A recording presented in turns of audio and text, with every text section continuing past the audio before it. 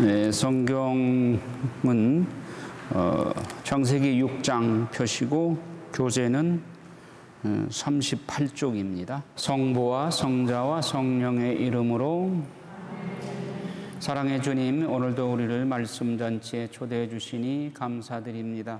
오늘 하느님의 그 엄청난 은총의 역사에도 불구하고 인간이 타락함으로써 하느님께서는 인간을 창조하신 것을 후회하실 만큼 인간의 죄가 창궐해서 대홍수로 심판하시는 내용을 보게 됩니다. 역사는 반복되고 오늘날도 죄가 창궐해서 하느님의 어떠한 심판이 내릴지를 두려워하는 우리 영혼들이 많이 있습니다. 주님, 홍수 사건의 그 역사를 되풀이하지 않도록 우리들이 진정으로 회개하고 주님께 돌아서는 은혜가 있게 하여 주시옵소서. 말씀이 나의 거울이 되고 나의 나침판이 되어서 불행한 역사의 반복이 되지 않도록 우리가 회심하고 또 세상의 죄악을 배상하는 당신의 작은 영혼들이 될 수 있도록 인도하여 주시옵소서. 시작하는 시간이오니 마치는 시간까지 주 성령께서 주관하시고 사탄이 틈타지 않도록 소모님께서 당신 만도 아래 우리를 보호하시고 지켜주시옵소서. 모든 기도를 성모 성심을 통해서 우리 주 예수 그리스도의 이름으로 비나이다. 성부와 성자와 성령의 이름으로 아멘. 자, 오늘 성경 본문 6장 1절부터 좀 보겠습니다. 8절까지를 다 같이 읽겠습니다. 창세기 6장 1절부터 8절까지 다 같이 소리 맞추어서 땅 위에 사람들이 늘어나기 시작하면서 그들에게서 딸들이 태어났다. 하나님의 아들들은 사람의 딸들이 아름다운 것을 보고 여자들을 골라 모두 아내로 삼았다. 주님께서 말씀하셨다. 사람들은 살덩어리일 따름이니 나의 영이 그들 안에 영원히 머물러서는 안 된다. 그들은 120년 밖에 살지 못한다. 하나님의 아들들이 사람의 딸들과 한자리에 들어 그들에게서 자식이 태어나던 그때와 그 뒤에도 세상에는 나필족이 있었는데 그들은 옛날의 용사들로서 이름난 장사들이었다. 인류의 타락. 주님께서는 사람들이 악이 세상에 많아지고 그들 마음의 모든 생각과 뜻이 언제나 악하기만 한 것을 보시고 세상에 사람을 만드신 것을 후회하시며 마음 아파하셨다. 그래서 주님께서 말씀하셨다. 내가 창조한 사람들을 이 땅 위에서 쓸어버리겠다. 사람뿐 아니라 짐승과 기어다니는 것들과 하늘의 새들까지 쓸어버리겠다. 내가 그것들을 만든 것이 후회스럽구나. 그러나 노아 많은 주님의 눈에 들었다. 노아 홍수 사건이 왜 일어나게 됐는가를 오늘 본문 말씀에서 잘 우리에게 드러내고 있습니다. 즉 하느님의 아들들과 사람의 딸들이 혼합해서 거인족, 나필족이라는 거인족이 나오게 되는데 그 거인족들이 타락했습니다. 하느님의 아들들, 이것은 천사라고 히브리 성서학자들은 그렇게 해석을 하고 또 하느님의 말씀대로 충실히 사는 거룩한 영혼들이라고 말할 수도 있겠습니다. 그런데 사람의 딸들, 이건 세상에 속화된 영혼들을 말한다고 하겠습니다. 그렇게 해서 성과 속이 서로 혼합하게 되는 것을 하나님은 경계하고 있습니다. 이렇게 되니까 결국 타락하게 되는 것입니다. 성과 속이 혼합하게 되면 타락한다. 그래서 그 타락의 정도가 하나님께서 인간을 만든 것을 후회할 만큼 그렇게 타락했다고 해요. 자, 하느님이 당신이 하신 일을 후회할 정도라면 얼마나 하느님 마음이 상하셨겠어요. 하느님은 실수하는 분이 아니잖아요. 그런데 인간에게 자유의지를 주셨는데 보신이 참 좋았더라고 하는 창조의 모든 결과를 보시고 보신이 참 좋았더라 했던 이 세상이 인간의 자유의지 남용으로 이렇게 죄악으로 치닫게 되니까 하나님께서 당신이 인간을 창조하신 것을 후회하실 만큼 그렇게 타락해 있었던 것입니다. 자, 그렇게 되니까 하나님께서 결단을 내리십니다. 물로 심판하시기로 결단을 내리시는데, 그 사람이 잘못했으면 사람만 처벌하시면 되는데 다른 피조물, 짐승들과 기어다니는 것들과 하늘의 새들까지 쓸어버리십니다. 그것은 다른 삼라만상은 인간을 위해서 만들어 주셨습니다. 또 우리 인간은 하느님을 위해서 하느님의 대화의 상대로 만들어 주셨습니다. 따라서 인간이 타락하게 되면 인간에게 봉사하는 모든 짐승들까지도 같이 저주를 받는 겁니다. 그래서 아담과 하와의 타락 이후에 땅은 엉겅퀴를 내고 짐승들은 사나워져서 사람을 공격하게 되고 이렇게 되는 겁니다. 그래서 노아의 홍수 때 인간의 잘못이지만은 다른 피조물이 몽땅 다 수장되게 되는 이런 비극의 역사가 일어나게 된 것입니다. 그런데 맨 마지막 8절에 그러나 노아만은 주님의 눈에 들었다. 노아에게 단 한 가지 희망을 걸게 되시는 것입니다. 자, 오늘날 그러면 이 노아의 홍수 사건이 과연 역사적 사건이냐 아니냐? 여러분들 그 교재 38쪽에 밑에서 두 번째 줄에 보면 얼마나 많은 양의 동물들이 묻혀서 오늘날 석유가 되었는가. 석유학자들은 원초 매장량이 7조 배럴 정도였고 이미 5조 배럴은 채취하고 남은 양이 2조 배럴 정도라고 한다. 홍수 전의 동물들은 공룡과 같은 거대한 동물들이 많았다. 식물도 보통 100m, 200m 크기의 거대한 나무들이 울창했었다고 한다. 그래서 석유와 석탄 매장량이 풍부해진 것이다. 지금 우리가 지하자원을 사용하고 있는 것이 노아 홍수 때 매장된 동식물들을 지금 우리가 지하자원으로 사용하고 있는 것입니다. 그러니까 역사적 사건이죠.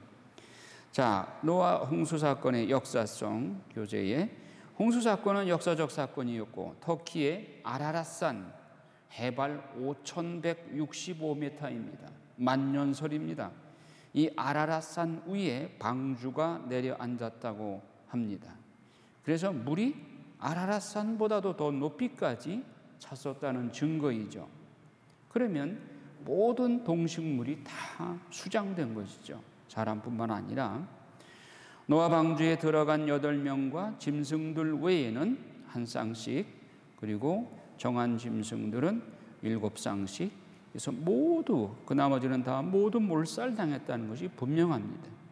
또 아라랏산 만년설인데 거기에서 발굴팀이 지금 노아 방주에 그 펼린 조각들을 탐사해내고 있습니다. 여러분 인터넷에 들어가셔서 노아 방주를 치면 그 탐사하는 그것이 동영상으로 나오고 있습니다. 자, 그런데 이 맘모스 궁창 위의 물로 인한 지구 온실화의 증거로서 지금은 북극 남극이 엄청나게 춥고 얼음덩어리로 되어 있죠.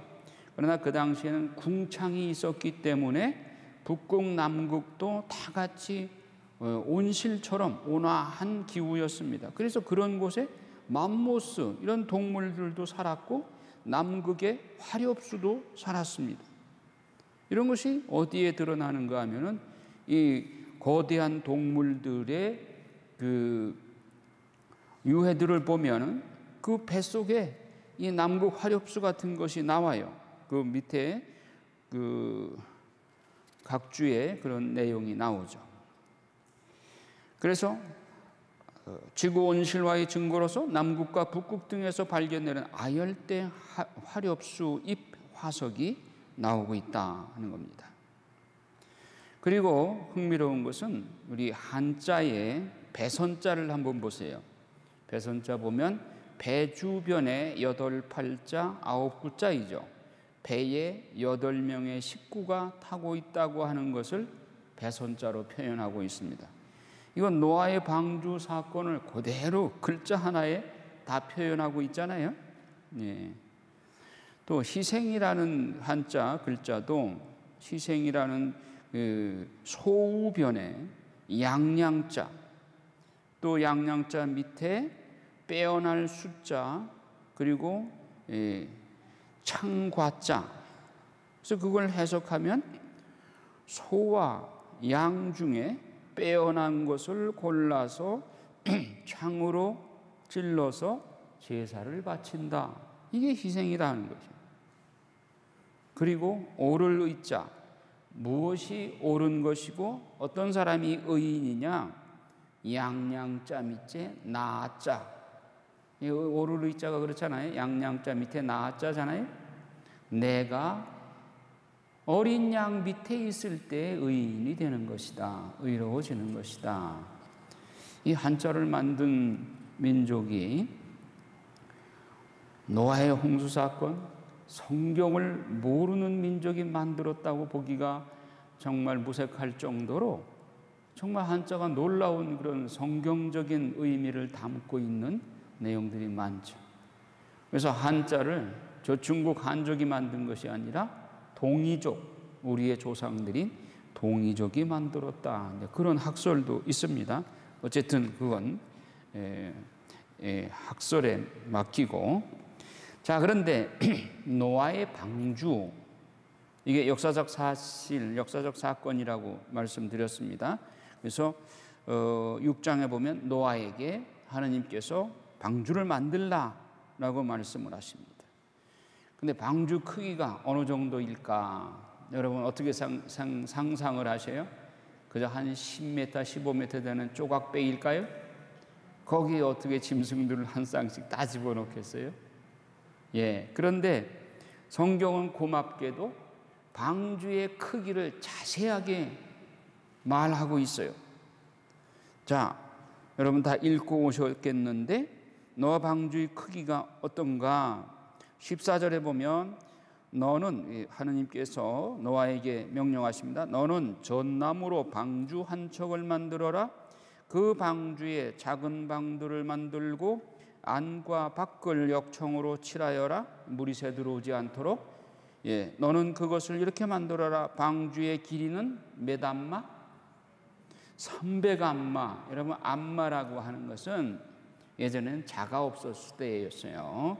자가 없었을 때 장정의 이 팔꿈치 이 끄트머리로부터 이 손끝까지 요 길이를 한 안마라고 그랬어요. 대개 장정의 요 길이는 45cm에서 50cm 정도 됩니다. 그러면 계산하기 좋게 50cm로 생각을 합시다. 그러면 방주 길이가 300안마라고 그랬으면 몇 메타 될까요? 150m. 예. 여러분 배 길이가 150m야. 우리가 상상했던 것과 너무나도 엄청난 차이가 있죠. 여러분 150m 길이 되는 배, 오늘날도 굉장히 큰 배입니다. 여러분 축구장 길이가 몇 미터인지 아세요? 110m예요. 그러면 축구장 길이보다도 긴 거예요. 대각선으로 축구장 길이 그보다도 더 긴 거예요. 배 길이가. 자, 그 다음에 너비는 50안마, 50안마. 그럼 몇 미터?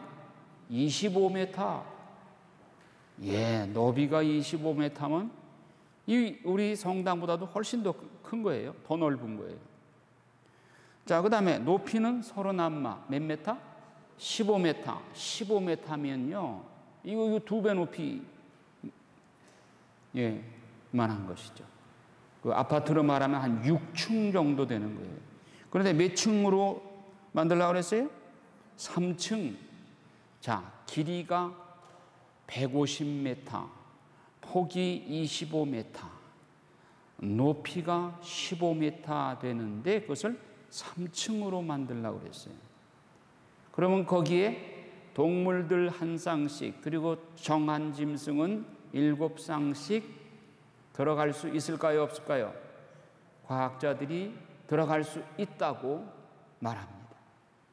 그러니까 이것이 공상적인 얘기가 서로 하나 꾸며낸 이야기가 아니라 과학적 근거가 있다는 얘기예요.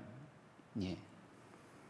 자, 그래서 우리가 성경을 읽을 때 이런 숫자나 이런 거를 무심히 그냥 지나치지 마시고 한번 따져보시라고요. 그러니까 노아의 방주는 이렇게 엄청난 큰 배입니다. 예. 그리고 홍수 심판의 역사적 논증, 자, 그 40쪽에 보면 홍수 심판의 역사적 논증, 방주의 실측과 아라랏산의 증거물, 인터넷 참조, 비오 12세 교황이 디비노 아프란테 스피리투라고 하는 회칙을 내셨는데 거기서 교황님은 뭐라고 말씀하시느냐? 성령의 영감에 의해 쓰여진 성경은 성서 저자가 비록 물질계의 사물과 역사적 진리에 대해 언급할 때라도 오류가 없다. 그러니까 성경에 기록된 내용을 사실적 근거로서 인용할 수 있다는 거예요. 그래서 이 노아 홍수 사건의 중요성은 인간의 죄악에 대한 심판이다. 자, 그런데 노아 홍수를 이제 맞은 노아한테 하느님께서 이 방주를 만들라고 자세하게 지시를 하면서도 그 당시에는 이 발전기가 없었으니까 노를 져야 될 거 아니겠어요? 그런데 노를 만들라는 말이 있어요? 없어요? 없어요. 그럼 하느님이 깜빡 잊어버리신 걸까요? 네. 노를 만든다는 것은 인간이 자기 임의대로 노를 젓는 것이죠. 그건 하느님의 뜻에 따르는 거예요? 인간의 뜻에 따르는 거예요? 인간의 뜻에 따르는 거예요. 노아의 홍수 사건은 일종의 인간이 자유의지 남용으로 범한 죄에 대한 징벌이었죠. 그러면 징벌을 받는 인간의 입장에서 하느님의 뜻에 절대 순명해야 돼요? 아니면 인간의 뜻대로 자기 마음대로 노져가야 돼요? 하느님의 뜻에 절대 순명해야 되는 것이죠. 그래서 노를 만들라는 말씀을 안 하셨습니다. 인간의 판단에 따르지 말고 하느님께 전적으로 의탁하라. 이 메시지입니다. 인간의 자유의지 남용으로 죄를 졌기 때문에 이제는 하느님께 의탁해라. 인간의 뜻, 자유의지 이걸 하느님께 봉헌하고 하느님이 이끄시는 대로 따라라. 거센 파도에도 노를 저으면 배가 파손된다고 그럽니다. 하느님이 이끄시는 대로 파도를 타야 무사하다고 말합니다. 자, 그 다음에 홍수 이후의 상황은 어떠한가? 홍수 이전과 달라진 것은 하늘의 궁창이 홍수로 인해서 내려앉았어요. 여러분, 노아 홍수를 비 온 곳만 생각하기 쉬운데 비는 며칠 동안 왔어요? 40일 동안 왔어요. 그런데 세 가지 방향으로 하느님께서 노아 홍수 사건을 일으키셨습니다. 하늘 궁창이 무너져 내렸어요. 그리고 지하수가 터졌어요. 그리고 비가 내렸어요. 이 세 가지 방향으로 집중적으로 물이 불어나니까 아라랏산 5,165m나 되는 아라랏산이 묻힐 정도인 것이죠. 지금 우리가 홍수 피해를 많이 입고 있는데 요거 뭐 며칠 동안 이제 비 온 거 가지고 이제 난리가 났는데 그러나 노아 홍수 때는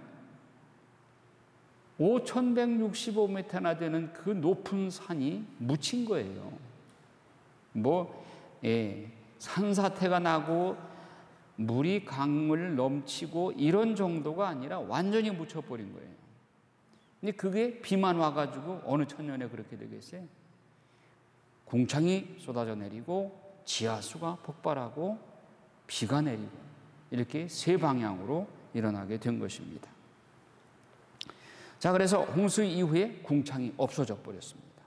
그래서 궁창이 막아주던 직사광선이 거침없이 지구 위로 쏟아지게 되었고, 해로운 광선들이 막 궁창에 막아주던 것을 궁창에 쏟아져 내렸으니까 해로운 광선들이 막 들어오는 겁니다. 적도 근방에는 태양 광선이 최단 거리로 도달해서 사막화 현상이 일어나고, 광선이 짧게 비추는 북극과 남극 지방은 얼음으로 뒤덮이게 되고, 홍수 이전에 풍부했던 식물들도 홍수 이후에 경작지가 많이 물에 잠기어 소멸되고 식물성 양식이 부족해지자 홍수 이후에는 하느님께서 육식도 해라 이렇게 허락을 하십니다. 왜? 식량이 줄어들었어요. 그러나 고기도 주의해야 할 것이, 우리가 오늘날도 건강을 생각할 때 이런 육고기들은 피해야 된다 하는 겁니다. 여러분, 돼지의 체온이 몇 도인지 아세요? 38.5도입니다. 우리 인간은 36.5도이죠. 2도나 높아요. 닭은 41.5도요. 사람보다 몇 도 높아요? 5도나 높아요. 그러면 닭의 기름이나 돼지 기름이 사람 몸으로 들어가면 굳을까요? 녹아 있을까요? 굳어버려요. 그러니까 동맥경화, 혈관의 고지혈증 이런 게 원인이 된단 말이에요. 그러니까 닭고기, 돼지고기 이런 거 조금 삼가해야 되겠죠. 그렇다고 뭐 아주 먹지 말라는 얘기가 아니라, 혈관이 막히고 혈전이 생기고 중풍이 걸리고 심장병이 걸리고 뇌졸중에 걸린 경우가 많다. 이런 것들이 의사들로부터도 이런 얘기들을 하죠. 자, 그러면 그 노아 홍수 전과 홍수 이후에 어떤 변화가 있었느냐? 지금 화면을 보면 아메리카 인디안 석판에 방주가 어느 곳에 도착하니까 문에서 수많은 동물들이 나오고 있는 그림이 있어요. 또 기린이라든가 노아와 세 아들이 하느님께 경배하고 있는 그림도 있고, 무지개가 떠 있는 그림도 있고, 인도의 동굴 벽화에는 홍수 전에는 태양을 그린 그림이 타원형이었어요. 왜? 이 물층, 궁창이 있었기 때문에, 여러분 젓가락을 물에 집어넣으면 굴절 현상이 있죠? 그와 마찬가지로 태양이 이 궁창에 굴절돼 가지고 결한처럼 타원형으로 보인 거예요. 그러니까 홍수 전에는 인도 사람들이 동굴 벽화에 태양을 그렸는데 달걀 모양으로 그렸어요. 그런데 홍수 이후에 그린 그림에는 지금 태양처럼 동그랗게 원형으로 그렸어요. 그러니까 궁창이, 홍수 이전에 있던 궁창이 홍수 이후에 무너져 내렸다는 것이 증명이 되죠. 그래서 세계 곳곳에서 대홍수의 흔적이 나타나 있습니다.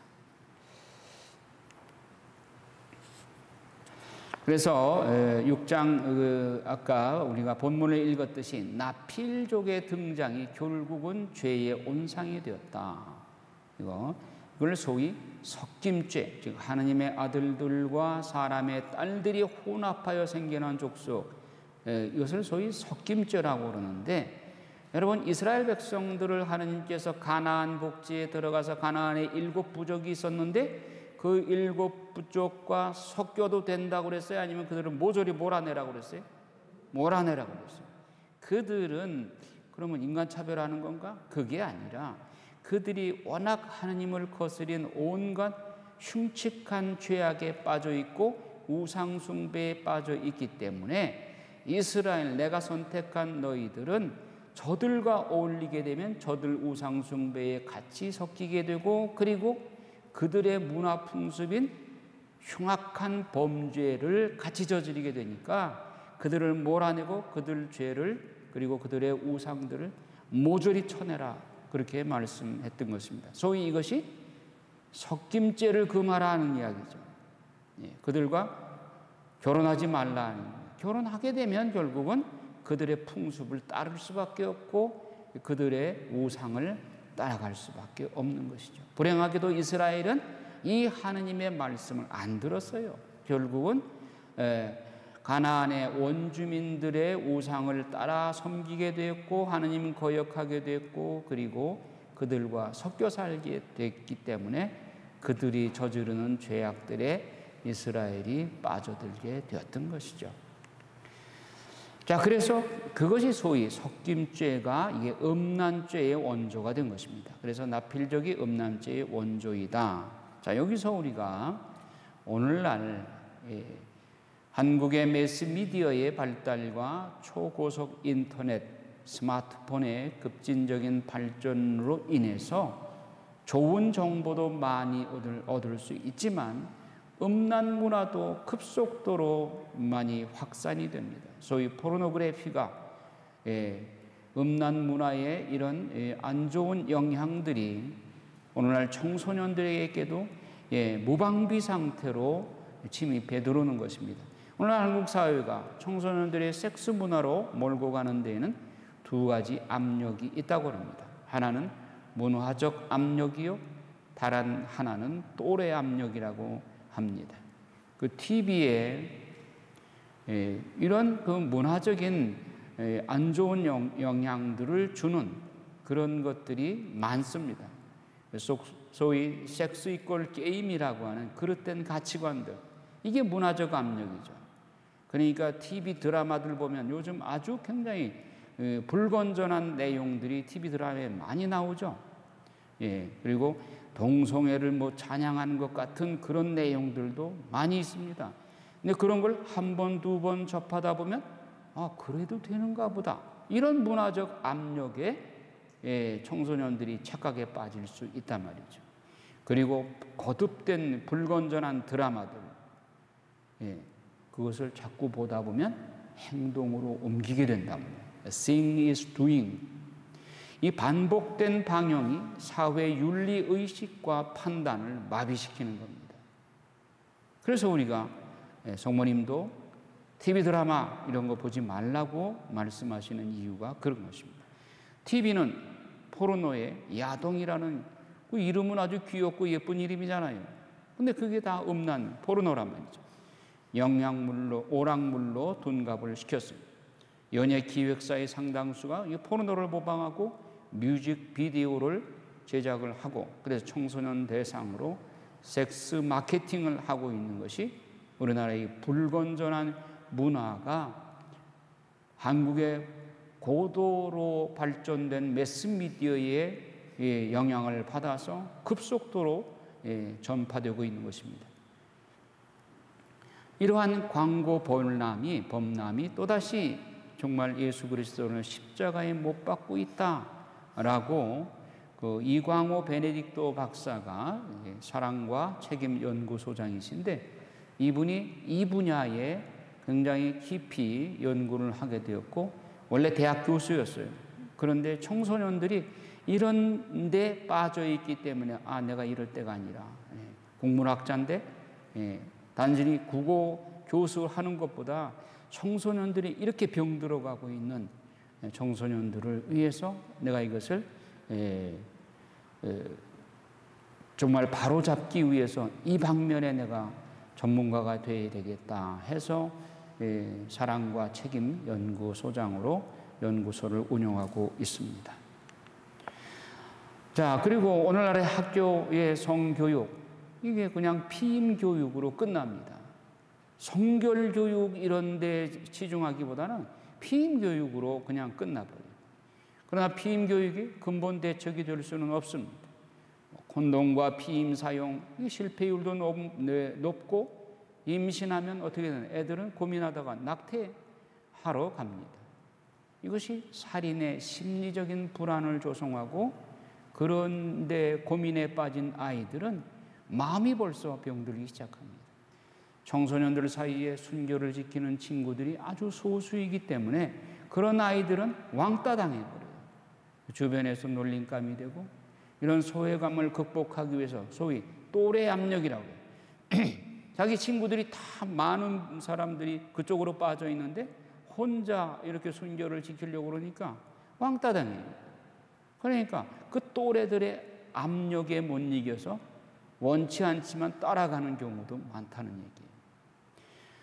그리고 남자들의 무책임성. 한국은 이것이 아직 문제입니다. 미국 같은 경우는 남녀가 공동으로 책임지도록 되어 있고 법적으로도 그렇게 되어 있습니다만 아직 한국에는 남자들의 책임을 묻는 법이 없어요. 또 낙태와 피임에 남자들이 책임을 안 집니다. 그래서 피임에 실패하면 그 책임은 고스란히 여자가 떠안게 되고 여자는 별 수 없이 낙태를 단행할 수밖에 없고, 그래서 이것을 방지하기 위해서는 남자도 공동 책임을 져야 된다. 그런 입법이 필요하다는 것입니다.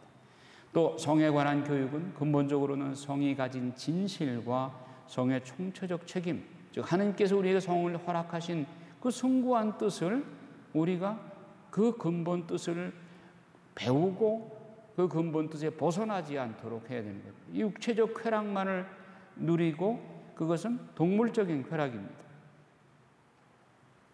인간의 성에 대해서는 사랑이 전제되어야 되는 거죠. 생명, 그리고 임신, 출산으로 인한 양육, 부모로서의 책임, 가족, 제도, 사회에 대한 책임이 동반된다고 하는 확실한 의식이 전제되고 나서 남녀 간의 결합이 가능한 것이지, 단지 즐기기 위해서 육체적 결합만을 위해서 사후 책임 안 지겠다? 이래서는 안 되는 겁니다. 즉 성은 인생 전체와 연결되어 있음을 철저히 교육해야 되는 거예요. 이것이 학교에서 바람직한 성교육이 지향해야 할 바입니다. 그럼 학교 성교육이 고작해야 피임교육밖에 안 한다. 이게 문제가 있는 것이죠. 그리고 교회가 가르쳐야 할 덕목은 정결, 체스터티. 정결은 열정을 품을 수 있는 인간이 진정한 사랑을 위해서 자신의 성적인 욕구를 의식적으로 유보하고 매체를 통해 성적 충동을 느끼는 유혹에 맞서야 되겠다는 그런 의지를 바라는 그런 덕행이 필요하단 말이죠. 그것을 교회가 가르쳐야 된다는 것이죠. 결혼을 앞둔 남녀 서로 사랑하는 사람들이 결혼 전에는 정결을 지키고, 그리고 정결의 고상함을 깨닫고, 그리고 성적인 쾌락은 이것은 자녀 출산과 남녀 간의 사랑이 승화되어야 하는 그런 차원에서 해야지, 육체적 쾌락만을 위한 성행위는 이것은 동물적인 차원으로 전락되는 것입니다. 이 땅의 청소년들의 순교를 담보로 황금의 눈이 어두운 피임 산업자들과 매스컴의 상업적인 폐륜들, 이런 것들이, 이런 가끔 TV나 혹은 광고 매체들의 광고를 가만히 보면 피임약 선전하고 그런 거 있습니다. 그런 것들이 가만히 보면 종교를 또 팔기도 해요. 목주 반지를 끼고 있는 아이들이 피임약을 놓고 서로 시위덕거리고 하는 그런 모습. 그건 뭐예요? 천주교에서 허락한다는 그런 오해를 사기가 쉽잖아요. 아니면은 뭐 구유를 장치해 놓고 그 모습을 비춰주면서 거기서 그런 위험한 장난들을 하고 하는 것들이 비춰진다면 천주교에서도 허락하는가 보다, 이런 오해를 살 수가 있잖아요. 이게 건전한 청소년들의 순결 교육을 위해서 그런 황금의 눈이 어두운 피임 산업자들, 매스컴이 상업적인 이런 폐륜적 행위는 사회에서 우리는 지탄받아 마땅한 것입니다. 자, 노아의 홍수에 대해서 좀 더 깊이, 노아의 홍수 원인이 바로 이 음란죄였다. 가장 큰 죄가 그 점을 먼저 상기를 시키고, 따라서 오늘날도 음란죄가 극에 달하게 되면 하나님의 제3의 심판이 멀지 않다는 것을 우리가 경각심을 가져야 되겠죠. 자, 노아의 홍수 시작은 노아가 600살 되었을 때 시작이 됐다 하는 것이 7장 6절에 7장 6절에 땅에 홍수가 난 것은 노아가 600살 되던 때였다 나오죠. 600살 되던 때에. 그 다음에 방주에 들어간 것은 2월 11일이었다. 방주에 들어간 것은. 그 다음에 방주에 들어갔는데 문이 언제 닫혔느냐? 문을 누가 닫았어요? 노아가 닫았어요? 하나님께서 닫아주셨어요? 하나님께서 닫아주셨어요. 그러니까 우리는 역할 분담에 있어서 하나님께서 너무 무리한 요구를 우리에게 하지 않습니다. 하나님은 노아에게 방주만 만들어라. 나머지는 내가 다 책임질게. 방주를 노아가 만들었더니 동물들이 방주로 들어가는 거는 누가 했어요? 노아가 일일이 찾아다니면서 소 끌어다가 놓고 그 다음에 호랑이 잡으러 가고 그랬어요? 하느님께서 동물들한테 스스로 기어 들어가도록 하느님이 조정하셨습니다. 예, 성경에 보면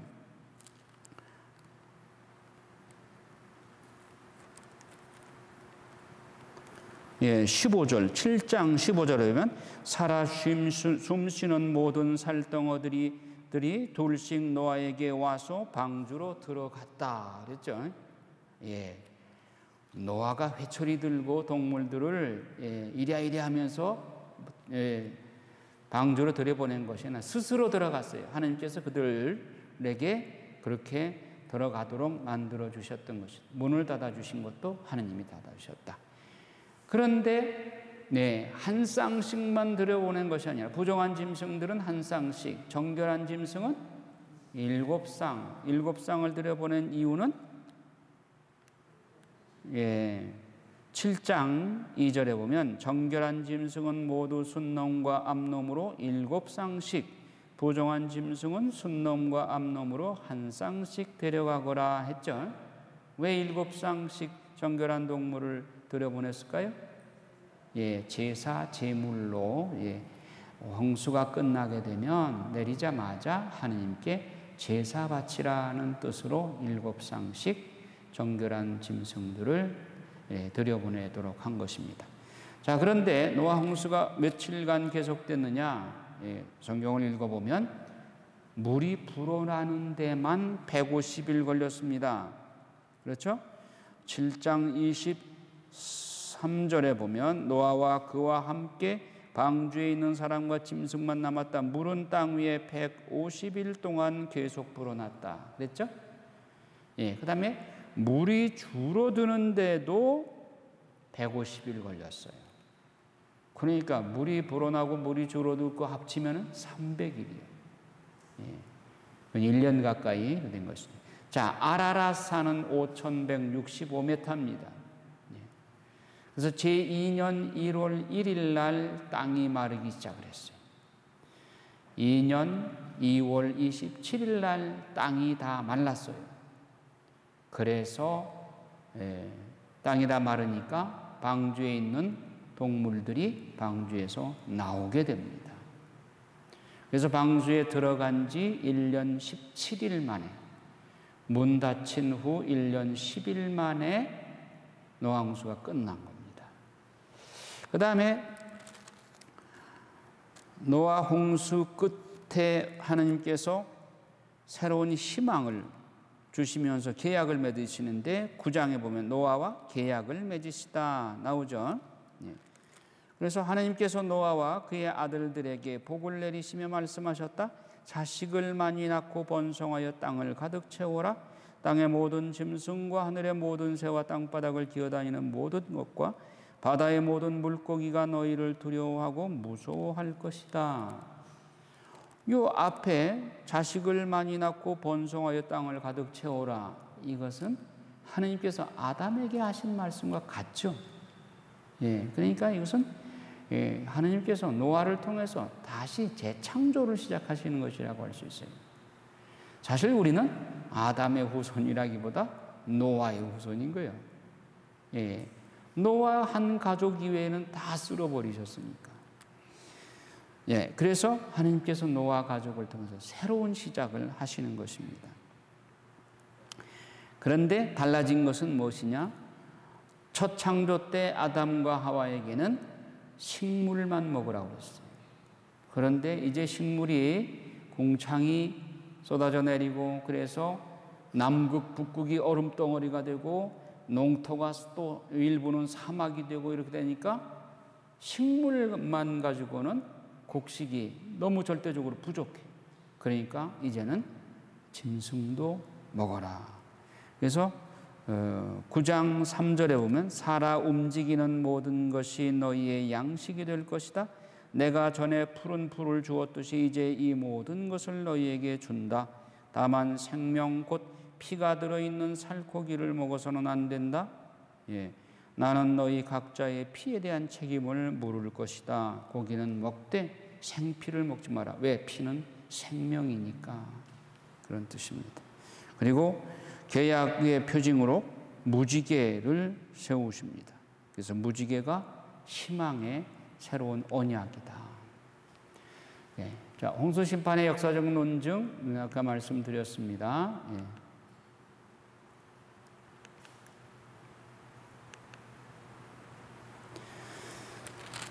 자, 이제 10장에 보면 노아의 자손들이 나옵니다. 노아의 아들 셈과 함과 야펫의 족보가 나오게 됩니다. 셈과 함과 야펫. 그래서 이스라엘 민족은 셈족에서 나오죠. 그래서 21절에 보면 셈에게서도 자식들이 태어났는데 그는 에베리의 모든 아들들의 조상이며 야펫의 맏형이다. 그래서 셈의 아들들이 쭉 나오고 그 중에 에베르라고 하는 사람에게서 큰 아들이 펠렉이고 작은 아들이 욕탄입니다. 자, 이 두 아들을 통해서 하나님께서 당신 구원 사업을 이끌어 가시는 것입니다. 자, 홍수 이후의 변화를 다시 한번 이렇게 정리를 하면 생육하고 번성하여라. 그런데 오늘날 우리 특히 한국 같은 경우는 출산율이 아주 심각하죠. 하나님의 첫 번째 축복이 자식을 낳아 번성하라고 그랬는데 지금 인구가 줄고 있어요. 왜? 적어도 2명 이상 낳아야 현상 유지가 되는데 지금 출산율이 1.15%밖에 안 돼요. 아마 지금은 더 줄었을 거예요. 그러면 인구가 주는 겁니다. 그러면 하나님께서 첫 축복이 자녀를 많이 낳아 번성하라고 그랬는데 이 축복을 거절하는 거예요. 오늘날 우리들이 성경을 공부하게 되면 하나님의 축복인 자녀 출산을 거부하지 않도록 젊은 세대들에게 여러분들이 잘 이해시키고 설득시키고 그리고 성경을 읽도록 해야 됩니다. 그리고 여성들이 아기 낳아서 아기만 키우는 것이 여성의 몫이고 이건 남녀 평등에 어긋난다 이런 말들을 하는데 요한 바오로 2세 교황님의 여성의 존엄성이라는 그 문헌에 보면 남자가 흉내낼 수 없는 여성의 고유한 존엄성, 그것은 어머니로서의 모성애와 그리고 자녀를 키워서 양육하는 것, 이 얼마나 숭고한 하느님의 창조 사업에 협력하는 것이냐, 이것을 불평등이라고 말하지 마라 하는 권고의 말씀을 하십니다. 모성애와 자녀 양육. 그래서 요즘 젊은 세대들이 다 맞벌이하고 바빠서 하면서 자녀 키우는 일에 소홀히 하고 다 할머니들한테 맡겨버려요.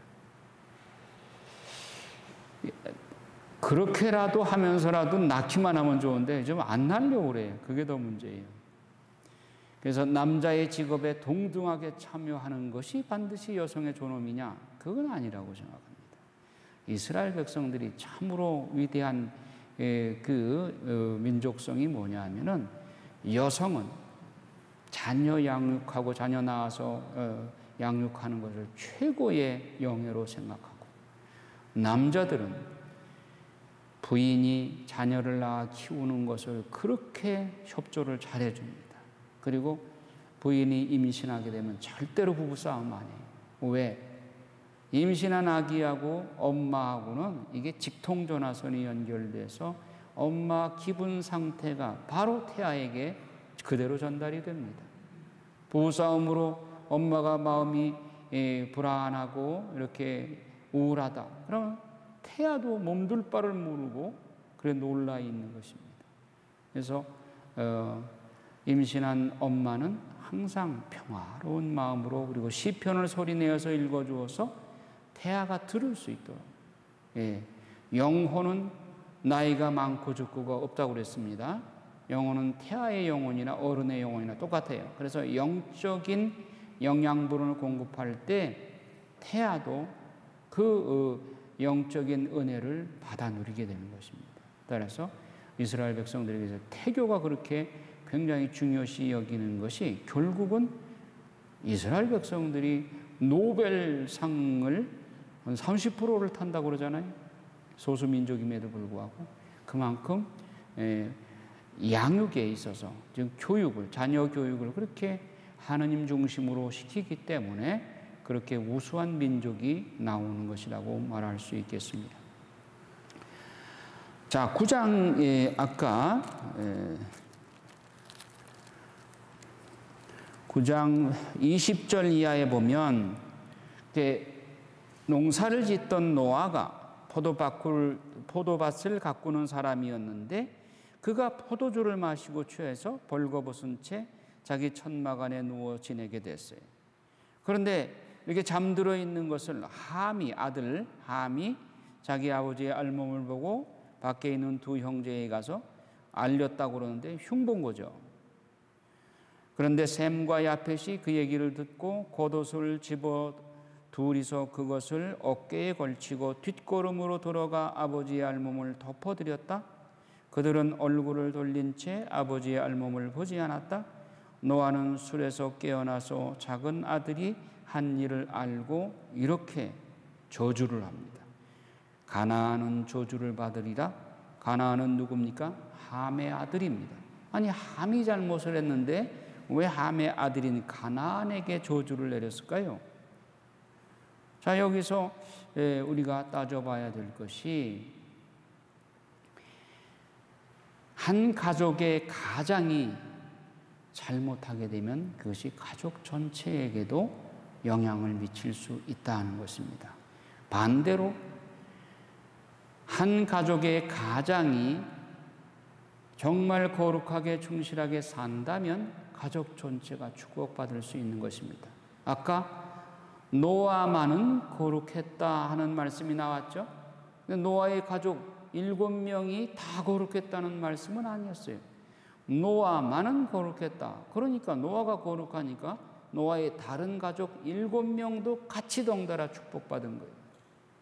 지금 여기서 함이 아버지의 그런 수치스러운 모습을 흉보고 동생들한테 얘기하고 그럼으로써 그가 잘못을 함으로써 아버지가 잘못함으로써 그 아들이 저주를 받잖아요. 가나안이.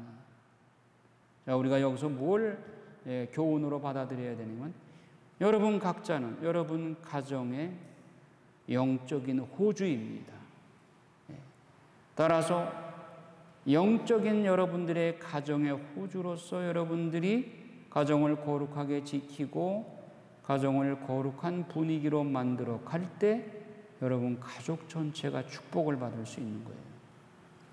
반대로 만약에 가장인 또 어른의 위치에 있는 분이 이 함처럼 행실이 부정하고 부당한 행동을 했다면 가족 전체가 이런 재앙을 면치 못하게 되는 경우가 있다. 그래서 우리는 이것을 교훈 삼아야 될 것입니다. 자, 그 노아의 가족들의 자손들의 그 족보가 뒤에 나오는데 10장 25절에서 30절에 보면 에베르에게서 아들 둘이 태어났는데 하나들의 이름은 펠렉이다. 그의 시대에 세상이 나뉘었기 때문이다. 그 동생의 이름은 욕탄이다.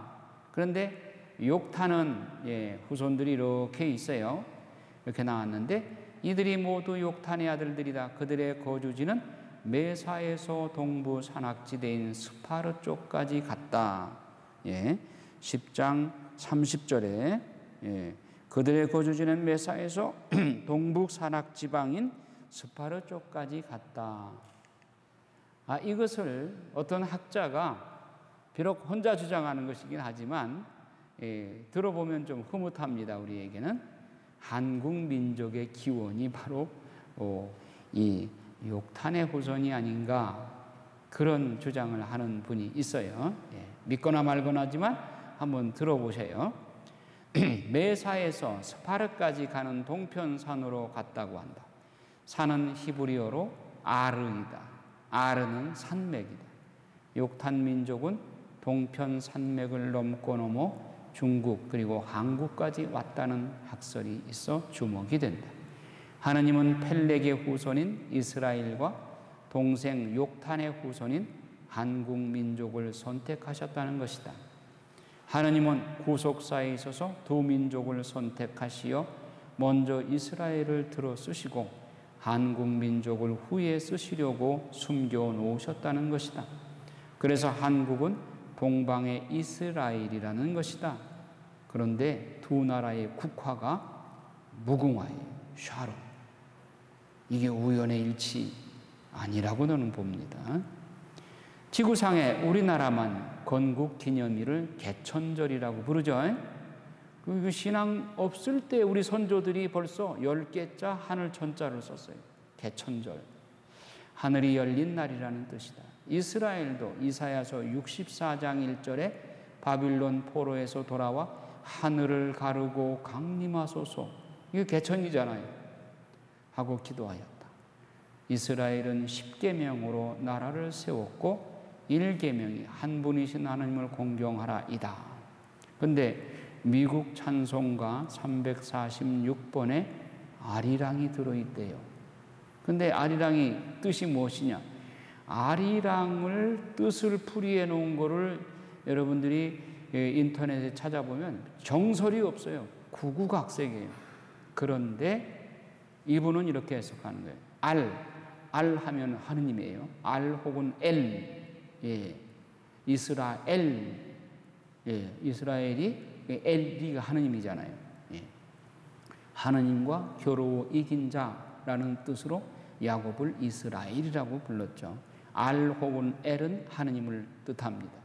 리랑, 우리가 너랑 나랑 하잖아요. 한국말로 리랑, 함께. 그러니까 리랑은 하느님과 함께 이런 의미입니다. 욕탄의 후손이 동편 산악지대로 옮겨오면서 그 얼마나 먼 거리예요. 산을 넘고 들을 지나서 넘으면서 뭐라고 그랬냐? 알리랑 하느님과 함께 노래 부르며 왔다는 거예요. 그래서 이 아리랑이 유네스코 무형문화재로 등재되어 있습니다. 이것이 역사적으로 아직 논증은 안 됐지만 듣기는 흐뭇하잖아요. 자, 그런데 이사야서 55장 5절을 보면 이사야서 55장 5절에 보면 보라, 하느님께서 이스라엘에게 말씀하시는 겁니다. 네가 알지 못하는 나라를 네가 부르고 너를 알지 못하는 나라가 너에게 달려오리니 주 너희 하느님 이스라엘의 거룩한 분 그분께서 너를 영화롭게 하신 까닭이다. 자, 이스라엘아, 네가 모르는 나라를 네가 부르고 너를 알지 못하는 그 나라가 너에게 달려올 것이다. 주 하느님 이스라엘의 거룩한 분 그분께서 너를 영화롭게 하신 까닭이다. 자, 이스라엘은 자기들을 도와주러 달려올 그 나라가 어느 나라일까? 아직까지도 그걸 궁금해하고 있어요. 그런데 여기서 히브리어 부르다라는 말이 카라입니다. 카라. 그 명사형은 코레. 카라, 코레.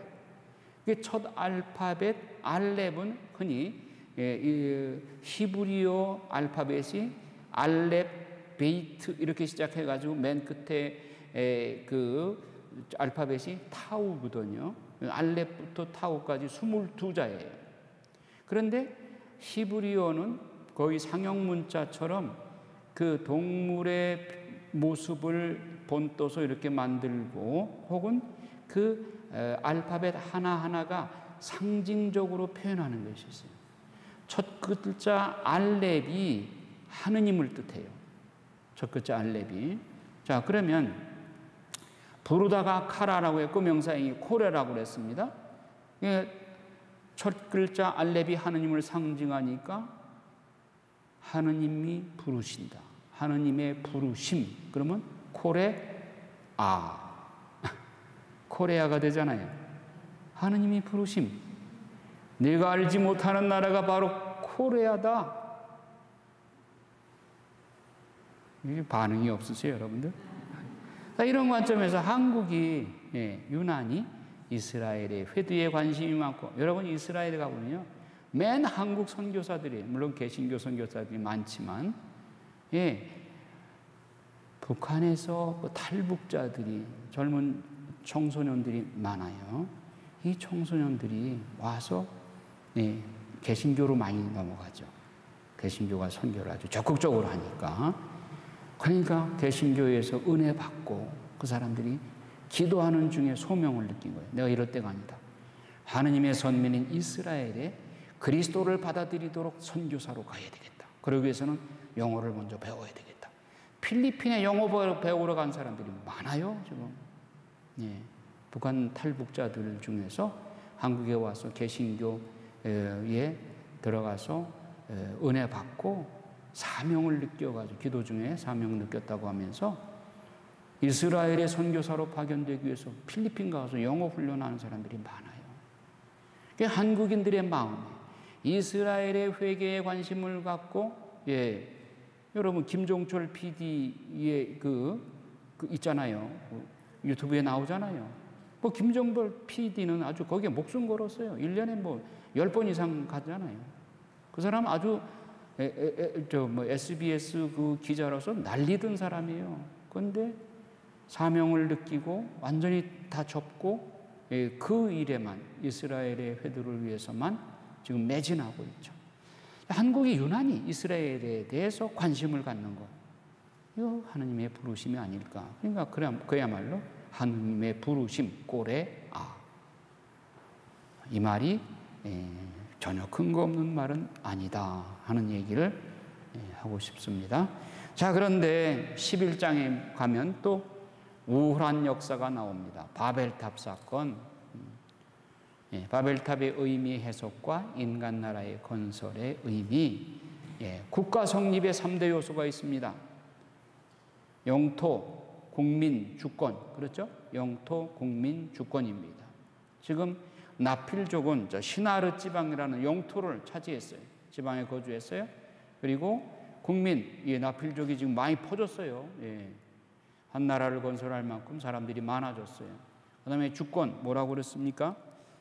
그들이 탑을 쌓으면서 그들은 말하였다. 자, 성읍을 세우고 꼭대기가 하늘까지 닿는 탑을 세워 이름을 날리자. 그렇게 해서 우리가 온 땅으로 흩어지지 않게 하자. 주권까지 지금 주장하는 거예요. 우리가 꼭대기가 하늘까지 닿도록 탑을 쌓자 하면서, 그래서 인간 나라를, 하느님을 배제한 인간 나라, 하느님처럼 높아지도록, 이게 뭐예요? 교만이죠. 하느님처럼 같이 되려고 하는 거. 아담이 사탄이 꼬실 때 너 선악과 따먹으면 하느님처럼 눈이 밝아져. 그게 두려우니까 하느님께서 그거 따먹지 말라고 했던 거야. 너 선악과만 따먹으면 하느님처럼 돼.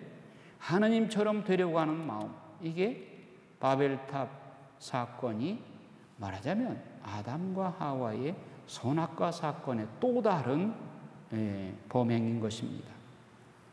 자, 이렇게 인간이 하느님처럼 높아지려는 교만이 쌓이게 되자 하느님께서 그들의 언어를 흩어버리십니다. 그래서 의사소통이 안 되니까 도중에 중도하차하게 되고 만 것이죠. 그래서 바벨탑을 여러분들이 인터넷에 치게 되면 짓다만 건물, 짓다가 도중하차한 그런 건물이 나와요. 그런데 수상하게도 EU의 본부가 네덜란드에 있던가요? 거기 보면 EU 본부 건물이 꼭 바벨탑 모양을 본떠서 만들었어요. 이건 나중에 묵시록 가서 보겠습니다만은, 오늘날 이렇게 심상치 않은 거대한 세력들이, 하느님의 말씀에 정면 도전하는 이런 세력들이 지금 하느님을 거역하는 일에 앞장서고 있다고 하는 거, 우리는 그래서 말씀 공부를 해야 되는 겁니다. 안 그러면 어느 덫에 걸릴지 몰라요. 자, 니므롯 쪽. 예, 이 니므롯을 생각해도 얼마나 인간이 타락하게 되는가를 알 수가 있는데, 자, 니므롯의 아내는 세미라미스로 천하의 악녀이다. 니므롯이 죽자 세미라미스가 외간 남자와의 사이에서 사생아를 낳고 스스로 여왕으로 군림하여 바빌론 도성을 축성하고 바벨탑을 건축하고 공중 정원으로 화려하게 만들게 됩니다. 하느님을 거슬러 반역한 인물로서 로시니의 가금 세미라미스라는 오페라로 유명합니다. 남편 니므롯이 죽은 후에 남편의 시체를 토막내어 각 지방으로 보내고 자기 남편이 환생하여 아들로 태어났다고 하는 환생설을 퍼뜨립니다. 그래서 그 이름을 담무스라고 합니다. 담무스라는 이름은 에제키엘 예언서에도 나옵니다. 에제키엘 8장에 담무스가 바로 이런 인물이다. 아들을 신격화하여 자기는 신의 어머니라고 합니다. 또한 담무스가 자기 남편의 화신이니까 자기는 신의 아내가 된 것입니다. 여기서 여신이 나오게 됩니다. 뭐 좀 괴상한 이런 관계가 되죠. 바빌론에서 여신을 세미라미스 신이라고 하고 아들 신을 담무스라고 합니다. 로마에서는 여신을 비너스라고 하고 아들 신을 주피터라고 합니다. 가나안 지방에서는 여신을 아스다롯이라고 하고 에페소에서는 아르테미스, 아테미라고 합니다. 사도행전에 나옵니다. 고린토 지방에서는 아프로디테라고 합니다. 이게 다 같은 니므롯 쪽의 세미라미스의 이 전설에서 나온 신의 이름들 각 지방에서 다르게 부르지만 다 연관이 되는 거예요. 여러분들 뭐 비너스 하면 되게 아름다운 모습으로 연상하기 쉬운데 그 원류가 이거예요. 그러니까 그런 여신들 이름 이런 거 우리는 입에 담지도 말아야 됩니다. 자, 그래서 11장에 이제 그 바벨탑 사건으로 인해서 중대한 전환기가 오게 됩니다. 자, 하느님이 인간이 하느님을 거슬러서 인간 나라를 건설하시니까 하느님께서 그렇다면 내 나라, 하느님 나라도 건설해야 되겠다. 그래서 아브라함을 뽑아내는 겁니다. 그러면 아브라함을 뽑아내는데 아브라함의 조상들의 그 족보를 먼저 얘기를 해야 되겠죠. 셈족의 후손입니다. 그래서 셈에서 아브라함까지 11장 10절 이하에서 아브라함이 나오기까지의 족보가 쭉 나옵니다. 아브라함의 아버지는 테라입니다. 테라가 70세 되었을 때 아브라함과 나호르와 하란을 낳았고, 그래서 테라가 아브라함을 데리고 이제 나오게 되는 것이죠. 이로 인해서 이제 12장부터 50장까지 네 족장들의 역사가 나오게 됩니다. 자, 아까 11장에서 바벨탑을 쌓고 인간 나라를, 하느님을 배제한 인간 나라를 세우려고 하니까 하느님께서 이렇다면 내 나라도 세워야 되겠다. 그래서 하느님 나라의 첫 번째로 불림받은 사람이 아브라함입니다. 그런데 이 아브라함은 저 메소포타미아 지방 칼데아 우르 지방 사람이에요. 근데 칼데아 우르는 우상숭배의 본고지예요. 그래서 우상숭배의 본고장에서 거기서는 하나님의 일을 할 수가 없어요. 그래서 그를 끄집어내서 당신이 약속의 땅이라고 정한 가나안 땅으로 인도해 나오는 겁니다. 그래서 12장부터 50장까지는 이 네 족장들을 끄집어내서 하나님께서 그 족장들과 계약을 맺고 구원 계획을 세우고 하느님 나라의 일꾼들로 이 네 족장들을 세우시는 것입니다. 이것이 이제 창세기 후반부에서 우리가 보게 되는 것인데, 계약이란 계약 당사자가 필요하죠. 한쪽 당사자는 말할 것도 없이 하느님이십니다. 한쪽 당사자는 아브라함을 비롯한 아브라함의 아들 이삭, 야곱, 요셉, 요 네 인물들과 하나님께서 계약을 맺으면서 당신 나라를 전개해 나가신 것입니다. 그리고 후에 요셉을 통해서 이런저런 복잡한 과정을 거쳐서 에집트의 기름진 땅, 고센 땅이라는 곳으로 이주시켜서 거기에서 70여 명 가족들이 옮겨가서 그 기름진 땅에서 430년 동안 200만에서 250만 한 민족으로 불어나게 됩니다. 그렇게 불어나게 된 다음에 하느님께서는 그 백성을 끄집어내서 원래 약속의 땅인 가나안 복지까지 이끌어 가십니다. 그 과정이 모세오경에서 출애굽기, 그리고 레위기, 민수기, 신명기로 이어지면서 가나안 복지까지 들어가는 과정이 나오게 되는 것입니다. 이제 다음 시간부터 창세기 12장부터 50장까지 족장들의 역사를 통해서 하나님께서 어떻게 역사하시는가, 그들을 어떻게 이끌어 가시면서 당신 백성을 형성해 가는가 하는 역사를 살펴보도록 하겠습니다. 그래서 12장부터 50장까지 자세하게 읽어오시기 바랍니다. 영광이 성부와 성자와 성령께, 성부와 성자와 성령의 이름으로 아멘. 수고하셨습니다.